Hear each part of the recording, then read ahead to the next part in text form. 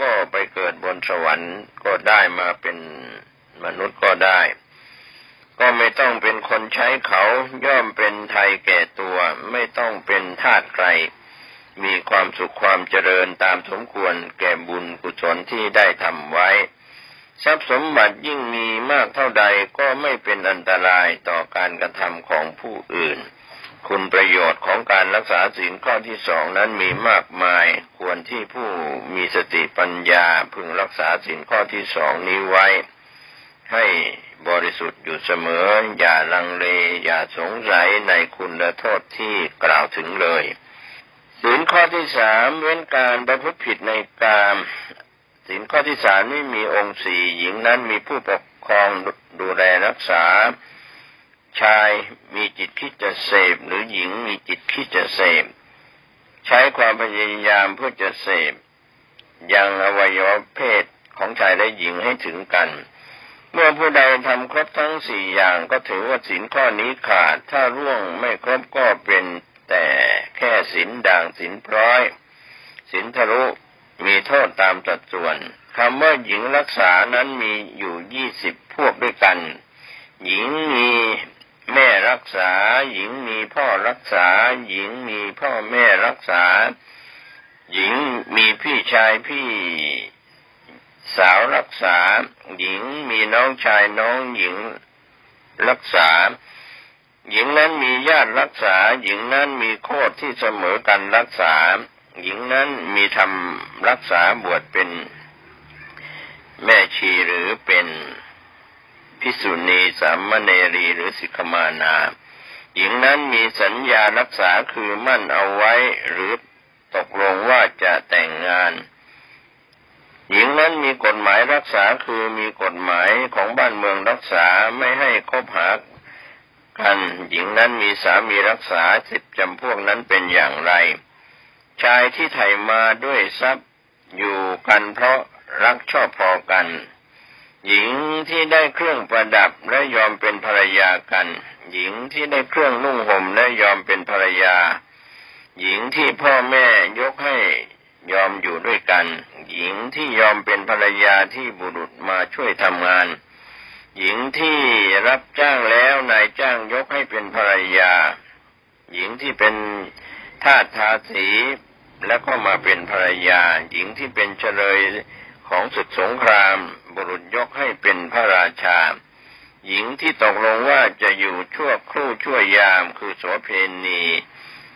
ที่ตกลงแล้วจึงรวมเป็นหญิง20จำพวกเป็นหญิงต้องห้ามบุรุษผู้ใดคบหาก็มีความทุกข์กายทุกข์ใจผู้ใดร่วงมากก็บาปมากร่วงน้อยก็บาปน้อยร่วงบ่อยๆก็บาปบ่อยๆนานๆร่วงนานๆบาปก็เกิดขึ้นผู้ใดมีเจตนาแรงกล้าก็บาปมากผู้ใดมีเจตนาอ่อนก็บาปอ่อนผู้ใดใช้ความพยายามมากก็บาปมากผู้ใดใช้ความพยายามน้อยก็บาปน้อยไปร่วงผู้ที่มีคุณความดีมากก็บาปมากไปร่วงผู้มีคุณความดีน้อยก็บาปน้อยโทษจะหนักจะเบาบาปจะมากจะน้อยก็อยู่ที่สาเหตุต่างๆที่กล่าวถึงพูดถึงนี้ก็นำมาประกอบด้วยกันว่าการผิดศีลข้อ3นี้เป็นต้องได้รับโทษต้องได้รับความทุกข์กายทุกข์ใจในนรกบ้างเป็นเปรตเป็นอสุรกายเป็นกำเนิดสัตว์เดรัจฉานบ้างแม้กรรมจะเบาบางแล้วเศษกรรมก็ทำให้กลับมาเกิดในมนุษย์ก็ต้องเป็นหญิงบ้างเป็นกระเทยบ้างเป็นหญิงขายตัวบ้างต้องได้รับทุกข์ทรมานจนกว่าจะสิ้นกรรมหมดเวรหมดกรรมฉะนั้นจึงไม่ควรมีผู้ใดล่วงศีลข้อกาเมข้อที่3ส่วนความดีของการไม่ล่วงศีลข้อที่3นี้ที่เป็นข้อกาเมตายไปแล้วก็ไม่ต้องไปเกิดเป็นสัตว์นรกไม่ต้องปีนต้นงิ้วที่มีหนามยาว16องคุลีไม่ต้องไปเกิดเป็นสัตว์เดรัจฉานถ้าทำบุญกุศลไว้มากก็จะไปเกิดบนสวรรค์ถึงแม้มาเกิดเป็นมนุษย์เป็นเพศชายก็เป็นเพศชายตลอดถ้าเป็นหญิงอยากจะเกิดเป็นชายบ้าง ก็หมั่นทำบุญกุศลและตั้งความปรารถนาหมั่นรักษาอุโบสถประพฤติเพศพรหมจรรย์ทำให้ได้ตลอดชีวิตก็เกิดเป็นเพศชายได้บ้างถ้าพอใจความเป็นหญิงก็จะเป็นหญิงที่ไม่เรียกว่าเป็นหญิงที่บริสุทธิ์ไม่ถูกบังคับให้เป็นโสเภณีไปขายตัวให้เสื่อมเสียวงศ์ตระกูลจะมีแต่ความสุขกายสุขใจตามบ้านเรียกว่าตามบุญวาสนาบารมีของแต่ละคนสมควรที่ผู้มีปัญญาจะพึงรักษาศีลข้อที่3นี้ตลอดชีวิตอันนี้ก็เป็นอานิสงส์ของการไม่เสพกามผิดทั้งหญิงทั้งชายทั้งที่มีเจ้าของแล้วก็หญิงที่อยู่ในข่าย20ประเภทที่มีเกี่ยวข้องกับหญิงส่วนศีลข้อที่4การห้ามไม่ให้พูดปดพูดเท็จนั้นก็มีองค์4เหมือนกันเรื่องที่จะพูดนั้นไม่เป็นความจริงจิตที่มีคิดกล่าวให้ผิดจากความเป็นจริงพยายามพูดออกไปให้ผิดจากความเป็นจริงแล้วก็ผู้อื่นฟังรู้ความเท็จนั้นก็ครบองค์ทั้ง4นี้ก็เรียกว่าศีลข้อที่4การพูดเท็จก็เกิดขึ้นจะเชื่อเขาจะเชื่อหรือไม่เชื่อคนฟังเมื่อครบองค์4แล้วตัวเองก็ต้องผิดในศีลข้อกล่าวเท็จย่อมเป็นบาปมีความทุกข์กายทุกข์ใจจะหนักจะเบาจะมากจะน้อยก็แล้วแต่เหตุปัจจัยหลายอย่างประกอบกันถ้าพูดเท็จต่อคนที่มีคุณความดีมากก็จะมีโทษมากถ้าพูดเท็จโกหกต่อคนชั่วช้าลามกเลวระยำอัปรีก็มีโทษน้อยถ้าพูดเท็จด้วยเจตนาแรงกล้าก็มีโทษมากถ้าพูดด้วยเจตนาอ่อนก็มีโทษน้อยถ้าใช้ความพยายามมากก็มีโทษมากถ้าใช้ความเพียรน้อยก็มีโทษน้อยถ้าพูดให้คนอื่นเสียประโยชน์น้อยเสียชื่อเสียงน้อยก็มีโทษน้อยไม่ใช่การพูดเท็จเท่านั้นที่มีโทษแม้แต่การพูดส่อเสียด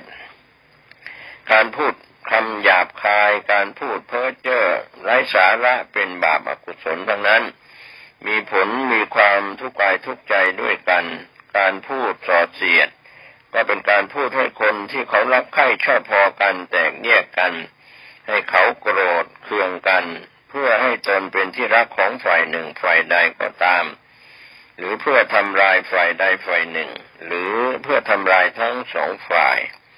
การพูดยุยงให้เขาแตกแยกความสามัคคีกันเรียกว่าเป็นการพูดส่อเสียดเป็นบาปเป็นอกุศลเป็นทุกข์ยุยงคนที่มีคุณความดีมากก็ยิ่งบาปมากเช่นผู้ใดยุยงให้สงฆ์แตกแยกจากกัน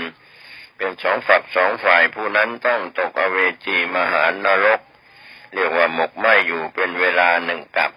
ดูอย่างพระเทวทัตเวลานี้ได้ตกอยู่ในอเวจีมหานรกที่ยุยงสงฆ์ให้แตกแยกกันในสมัยพระพุทธเจ้ายังทรงพระชนอยู่ในสมัยพุทธกาลก็ตายไปก็ไปตกนรกหมกไหม้อยู่ในอเวจีมหานรกตลอด1 กับเมื่อพ้นจากนรกแล้วต้องไปเกิดเป็นเปรตเป็นอสุรกายเป็นสัตว์เดรัจฉานนับภพนับชาติไม่ถ้วนไม่ได้เพราะการยุยงให้สงฆ์แตกแยกนั้นเป็นอนันตริยกรรมบาปกรรมที่หนักฝ่ายชั่วไม่มีอะไรมาลบล้างได้ตายแล้วต้องตกอเวจีมหานรกการยุยงให้สงฆ์แตกแยกกันนั้นเป็นบาปเท่าที่พอๆกับการฆ่าพ่อฆ่าแม่ฆ่าพระอรหันต์การทำร้ายโลหิตของพระพุทธเจ้าด้วยวิธีให้โลหิตห่อเลือดกรรมเหล่านี้แต่ละอย่างมีโทษหนักต้องตกอเวจีมหานรกอย่างเดียวการพูดส่อเสียดยุยงให้เขาแตกกันนั้นก็เป็นบาปมากกว่าการพูดเท็จเสียอีกนะครับท่านผู้ฟังอันนี้ก็เรื่องของปากที่พูดหรือใช้การพิมพ์การเขียนข้อความที่เป็นการกล่าวเท็จแล้วก็ทำให้มีคดีหมิ่นประมาทกันมากมายก็ผู้มีปัญญาควรเว้นจากการพูดส่อเสียดการพูดด่าถูกเหยียดหยามด่า เอาสัตว์เดรัจฉานคำหยาบคายในเรื่องของสัตว์เดรัจฉานมาด่ากันก็เป็นบาปมีผลเป็นทุกข์ไม่ต้องพูดถึงการด่าดูถูกเหยียดหยามมนุษย์ด้วยกันจะไม่เป็นบาปนั้นคงไม่มีแม้แต่การล้อเลียนคนบ้าคนสติไม่ดีเพื่อความสนุกสนานเฮฮามิได้เหยียดหยามด้วยประการใดเลยก็เกิดเป็นกรรมชั่วในผลตอบสนองเหมือนกันเช่นไปล้อเลียนคนสายตาสั้นตายไปเกิดในชาติหน้าคนที่ชอบล้อเลียนก็เกิดสายตาสั้นบ้างหรือไปล้อเลียนคนหูหนวกต่อไปชาติหน้าคนชอบล้อเลียนก็จะหูหนวกบ้างหรือไปพูดจาเยาะเย้ยด้วยความสนุกสนานก็มีโทษเหมือนกันจะมีผู้มีปัญญาทั้งหลายเมื่อจะพูดจาสิ่งใดก็ควรสำรวมระวังให้ดีก็เรียกว่าไม่ควรจะพูดเยาะเย้ยใครให้สนุกปากพูดเพื่อเป็นการดูหมิ่นและเหยียดหยามรวมแล้วการพูดเท็จการพูดส่อเสียดการพูดคำหยาบการพูดเพ้อเจ้อสี่อย่างนี้ถือว่าเป็นคำพูดที่เป็นคำพูดทุจริตผิดในศีลข้อที่สี่เป็นโทษเป็นทุกข์ทั้งนั้นคนที่มีปัญญาก็พึงรักษาศีลข้อที่สี่ไม่กล่าวคำเท็จให้เป็นผู้บริสุทธิ์ศีลข้อสุดท้ายศีลข้อที่ห้าห้ามดื่มสุราและเมรัยหรือว่ายาเสพติดนั้นศีลข้อนี้สำคัญที่สุดการห้ามดื่มสุราและเมรัยหรือเสพสิ่งเสพติดเป็นที่ตั้งแห่งความประมาทองค์ของการทำผิดศีลข้อห้าน้ำนั้นเป็นของเมามีจิตคิดอยากจะดื่มมีความพยายามจะดื่มน้ำเมานั้นได้ล่วงลำคอลงไปผู้ใดทำอาการครบดังกล่าวสี่อย่างเรียกว่าเป็นการขาดศีลข้อที่ห้าถ้ามีครบทั้งสี่อย่างก็เป็นการล่วงบางข้อจัดเป็นศีลด่างศีลพร้อยศีลทะลุการล่วงศีลข้อสุราเมรัยนี้มีโทษมากกว่าศีลข้ออื่นๆที่กล่าวแล้วตั้งแต่ศีลข้อที่หนึ่งถึงข้อที่สี่เพราะศีลข้อที่ห้านั้นเมื่อซื้อเหล้าเสียทรัพย์นั้นเป็นข้อแรกกินเหล้าไปแล้วทำงานไม่ได้เสียงานในข้อที่สองเมาแล้วสติปัญญาเคยสมบูรณ์พูดจารู้เรื่องก็กลับพูดจาไม่รู้เรื่องเป็นการพูดแบบขาดสติเสียสติเมื่อเมาแล้วจิตใจก็ฮึกเหิมชอบอวดดีอวดเด่นทำให้ทะเลาะกันเองระหว่างเพื่อนฝูงทำให้แตกแยกจากมิตรสหายทำให้เสียมิตรเสียเพื่อนเมื่อเมาแล้วทะเลาะกันต่างคนต่างก็เก่งก็ต้องลงไม้ลงมือตีกันและกันทำให้สิ่งของในร้านแตกหักเสียหายเรียกว่าเสียทรัพย์ผู้อื่นนั้นก็ถือว่าเป็นส่วนที่เมาแล้วอาละวาดตีกันในร้านตำรวจจะมาจับเอาตัวมาเข้าคุกก็เรียกว่าสิ้นอิสรภาพบางคนเมาเต็มที่แล้วกลับบ้านไม่ไหวเป็นภาระของผู้อื่นทำให้ผู้อื่นเสียเวลานำไปส่งที่บ้านบางครั้งก็เสียค่ารถให้อีกเป็นการทำให้ผู้อื่นเดือดร้อนบางคนเมาแล้วก็ขับรถกลับบ้านเองแต่เพราะความเมาจึงขับรถไม่ตรงทางไปชนคนบ้างไปชนรถคันอื่นบ้างทำให้ผู้อื่นต้องเสียชีวิตเสียทรัพย์เหล่านี้บางคนเมาแล้วอวดเก่งลองเครื่องรางของขลังความหนังเหนียวของตนบ้างมาแทงบ้างเอาปืนมายิงบ้างเมื่อของมันไม่ขลังหนังมันไม่เหนียวตัวเองก็ต้องมาเสียชีวิตเมื่อตายด้วยความเมาจิตก็เศร้าหมองไปตกนรกเสวยทุกข์ในนรกคนที่ตายตอนเมาเหล้าตายแล้วย่อมตกนรกถูกนายนิรยาบาลเอาครีมมาจับปากให้อ้า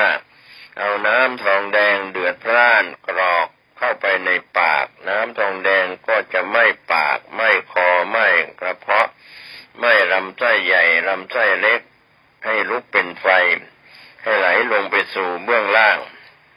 เมื่อสัตว์นรกทนความเจ็บปวดไม่ไหว ไหวก็ตายถ้ากรรมยังมีอยู่มากก็จะมีชีวิตขึ้นมาอีกแล้วรูปร่างก็เหมือนเดิมแล้วนายนี้ระยะบาลก็ทำเหมือนเดิมอีกก็แสดงให้เห็นว่าศีลที่กล่าวแล้วทั้งหมด5 ข้อไม่ว่าจะเป็นเรื่องของการฆ่าสัตว์ลักทรัพย์การเสพกามที่ผิดลูกผิดผัวผิดเมียคนอื่นการโกหกมดเท็จการดื่มสุราเมรัยและเสพยาเสพติดศีลทั้ง5ที่ปฏิบัติได้เป็นเรื่องดีของชาวพุทธจะต้องรักษาให้ได้เป็นปกติทุกวันตลอดชีวิตถ้าผู้ใดร่วงแม้แต่ข้อใดข้อหนึ่งก็ต้องมีโทษเป็นบาปมีผลเป็นความทุกข์กายทุกข์ใจไม่ว่าจะร่วงผิดศีลข้อไหนเป็นอันว่าต้องตกนรกทุกข้อถ้าร่วงมากก็ตกนรกนานแล้วก็ลึกร่วงน้อยก็ตกนรกขุมตื้นแล้วก็พ้นเร็วกว่าถ้าทำบุญกุศลไว้มากกุศลนั้นก็ช่วยได้เร็วฉะนั้นผู้มีปัญญาทั้งหลายจงให้ทานรักษาศีลเจริญภาวนารักษาศีล5อย่างเคร่งครัดท่านก็จะพ้นทุกข์พ้นโศกพ้นโรคพ้นภัยพ้นอันตรายวันนี้ผมเกษตรพัฒมิตรนำเรื่องนี้มากล่าวชวนท่านสร้างภูมิปัญญาเป็นเกราะเป็นภูมิคุ้มกันรักษาศีล5หมดเวรหมดภัยหมดอันตรายทุกรูปทุกนามวันนี้และวันหน้าสวัสดี